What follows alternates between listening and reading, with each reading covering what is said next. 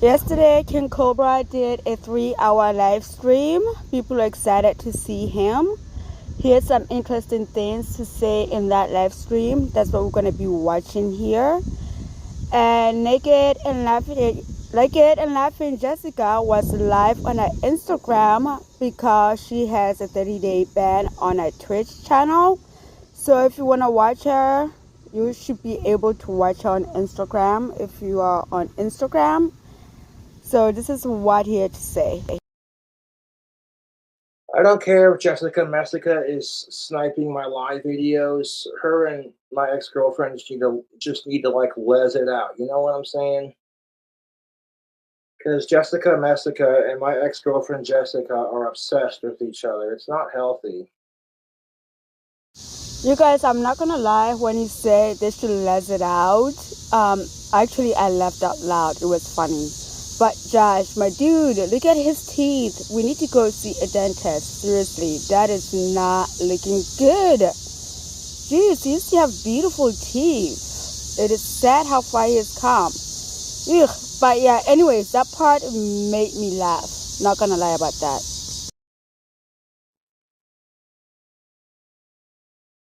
Well, that's the only reason Jessica Messica will be able to get views on her channel is if she snipes famous content creators like mine. That's how any of these fucking channels get views or associate with me, kind of thing. Moments. And if I found one, I wouldn't say anything about it unless she was comfortable with it.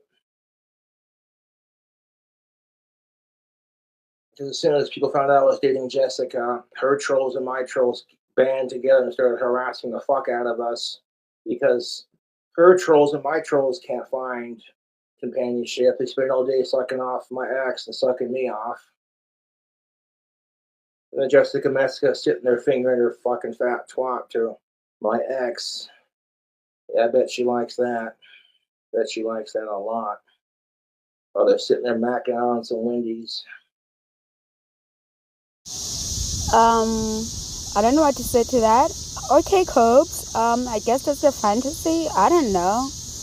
But okay. So, let's carry on.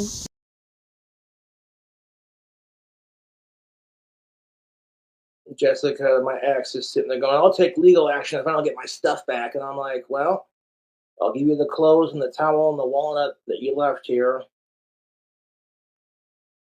Like, she gave me these glass bowls, and that was technically a gift. So by verbal contract, they're no longer hers. She did give me this smart mouth wine glass in her care package, which was appreciated. Kind of a sour note to open and see all the nice things she gave me after breaking up with her, but it is what it is. And I am going to stay strong, and I hate that I had to break up with Jessica, but it is what it is. She did it to herself. She takes no responsibility. Okay, so that part right there. Jessica had her friends pretty much bombard Copes on Facebook because he has her blocked. So I guess one of the messages was Jessica telling Copes that she wanted everything back. If not, she was going to file charges against him. And to me, I think it's a ploy for him to open up the door for her once she goes to Casper. And she is still planning on going to Casper, but apparently, instead of going on the 19th, she changed the date to a later date.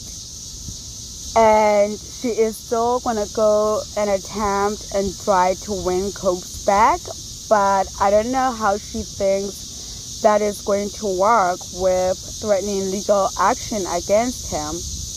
And if I was him, I would have his dad, wherever hotel she's staying at, drop off all of her crap to her so she doesn't show up at his door. That's what I would do.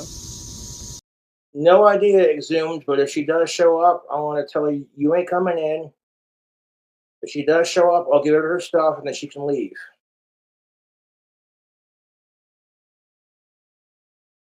Those custom made pants, her trip pants that she made, I gotta find those. I have no idea where the fuck I put them, but she wants those back too, and I'll give her those. I don't want any drama with Jessica, and I sensed that she needed me in her life more than I needed her.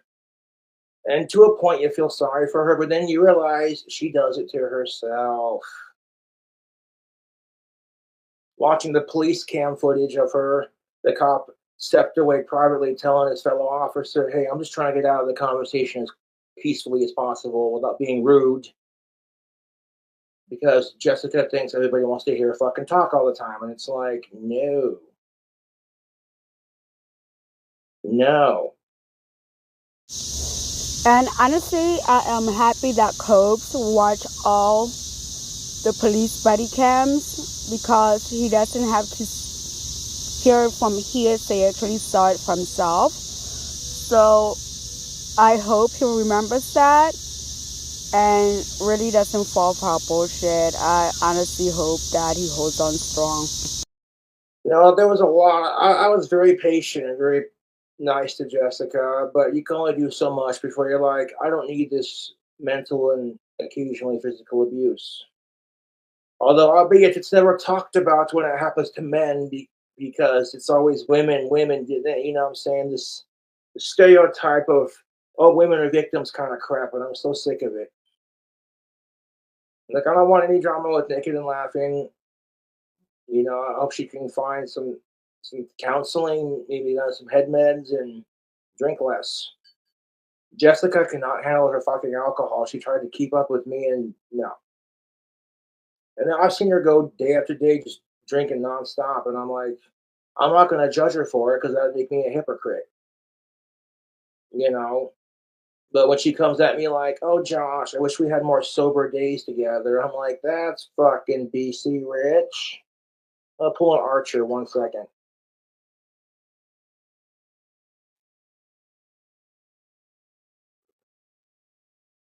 There are plenty of cute of-age girls in town, man. Just got to keep waiting patiently.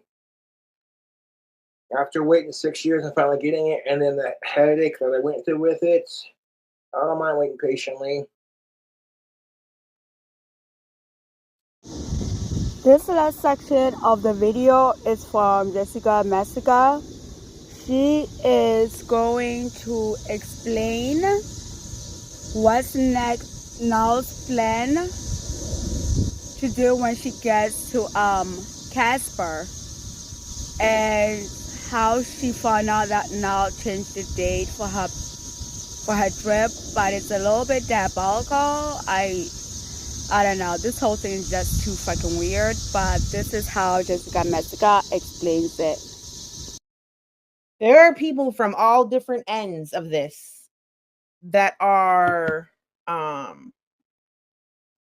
giving little bits of information or contacting him. And to every single person, he has said, "No, I don't want to talk to her. I'm not interested in speaking to her. No, I'm not going to call her. Nothing." Has he been talking to her again? No. He's told everyone I'm telling you, it's a lot of different people from different areas. They've all said that he is not talking to her. But she has also been saying he's not talking to her. But Cobra said she can now come to his house to pick up her stuff. I think that was a green light. I think she could be right. I want to show you guys something. This is nothing that I haven't mentioned already, but I can show it.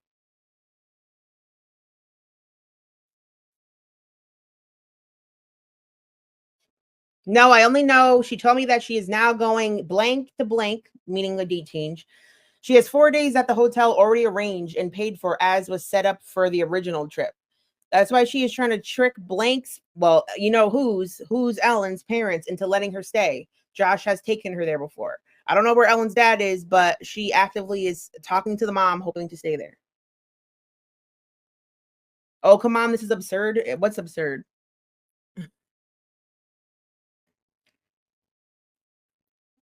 But Angie already said no, and unfortunately Walt is in very poor health right now.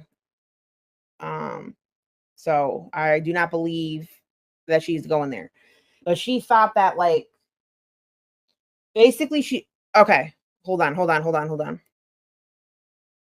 Before the tickets were canceled, right? When it was for a different date, when it was for the old date, she asked several people around that surround Cobra, including Walt and Angie, if she could stay there, and was told no, no, no by these 3 groups of people already. Once the dates changed and she realized Josh still hasn't caved in, she asked the same 3 people again, and they all said no again.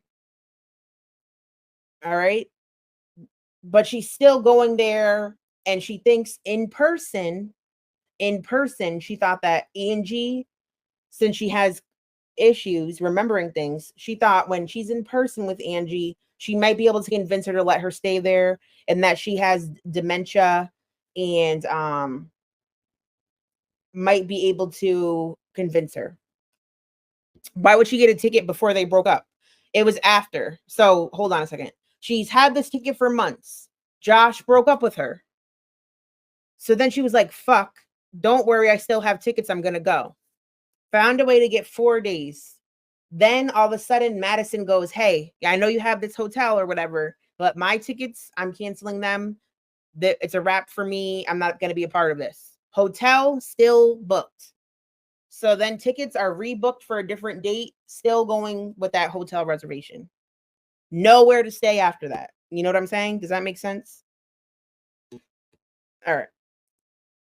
You guys, do you understand why I'm saying how diabolical this whole thing is? And all of these people she's asking, remember, she probably only met them once or twice, and they don't know her from Adam. And my next thing is, does she not think that these people are also talking to Josh about her plan? Like, the whole thing is so freaking diabolical. Like, I don't know, man. I don't know. Like, this whole thing is so weird. I have a bad feeling about it. So I guess we shall wait and see what happens, because we know that Naked and Laughing cannot stay away from live streaming. So she's going to end up telling on herself. So I guess we shall see. It's going to be interesting. So we just have to wait patiently to see what happens.